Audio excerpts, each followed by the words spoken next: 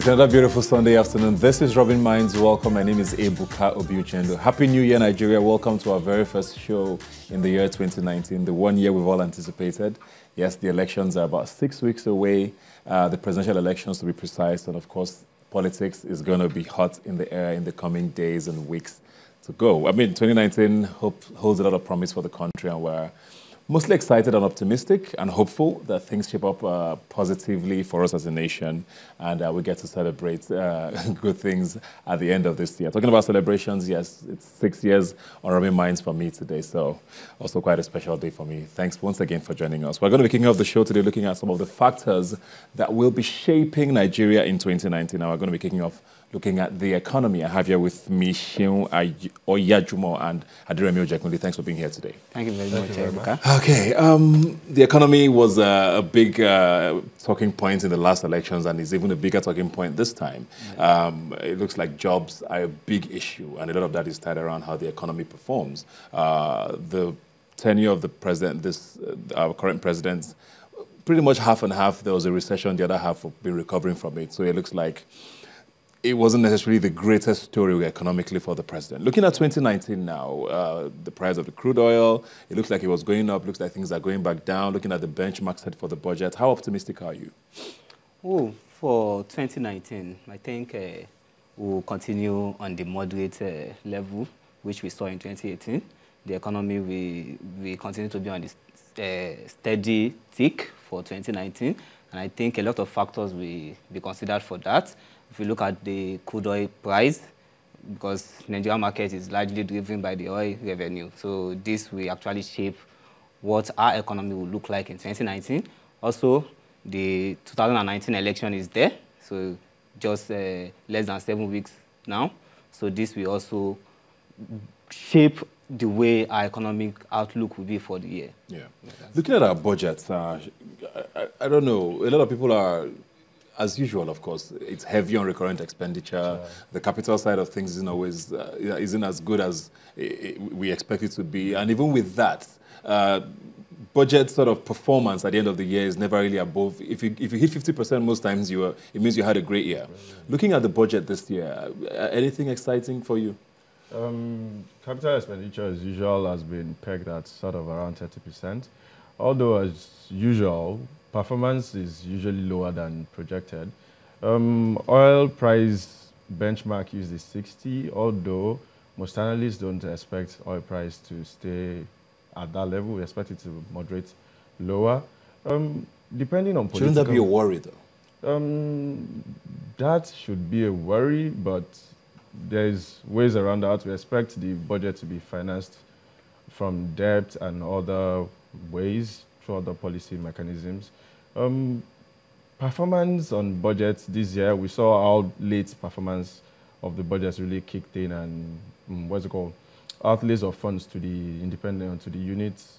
We expect the same to continue next year, especially considering the election. Notwithstanding, no matter whatever happens with the elections, budget performance is still going to be muted. That's why I think we're happy.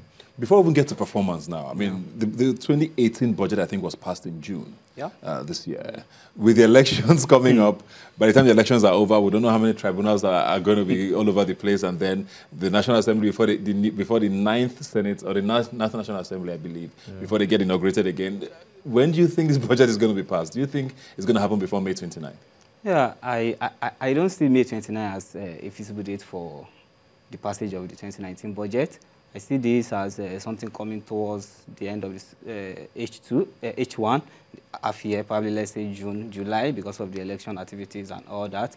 I see the budget, for instance, if you look at the oil benchmark, which is at $60 per barrel, I see a working National Assembly to look at this critically and see, okay, is this thing realistic for our economy and our country at this time, and find a way to either to reduce this or probably find something around to do about it. So passing the budget before May, I don't think this will come in, and this will largely depend on who are those that will actually come on board as the next members of the National Assembly. Yeah. So we hope we'll have a better hands to come on board and set things right as we look. There's statistics that came out in 2018 that scared a lot of people, and this present government doesn't like to talk about it a lot, which is, of course, the poverty statistics, talking about how Nigerians continue to fall below the poverty line, and we're talking of extreme poverty even. I want to talk a little bit more politics now. I know there's a lot of people running for president. I think there's about 74 candidates we have running for president. I'd like to ask this question. Have you seen any of the manifesto that excites you with regards to job creation?